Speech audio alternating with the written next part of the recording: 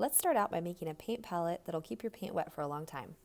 All you need is a plastic or styrofoam plate, wax paper, press and seal plastic wrap and paper towels, and some scissors.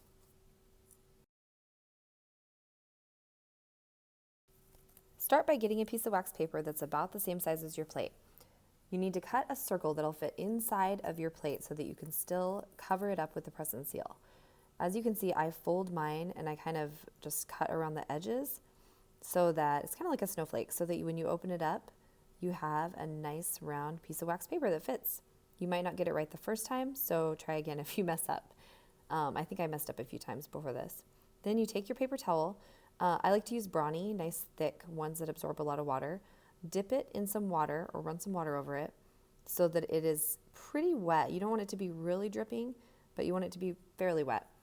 And spread it out flat on your plate. And then you're going to put your wax paper right on top. Put a little water on there just to make sure that it stays nice and damp. Wax paper goes on top. And then you put your paint right onto the wax paper. You can see my finished product there. I had the party wrap press and seal with the polka dots on it. This is just plain. But you can definitely trade that out. And if you make a mess or you want to get new paint, you can just trade out your wax paper and it works really well. The reason I like the press and seal is because you can seal out all of the air on your palette, and you can end up making several palettes if you need to. You can throw them away if you need to, but they should last 3 or 4 days before you have to re-wet the paper towel.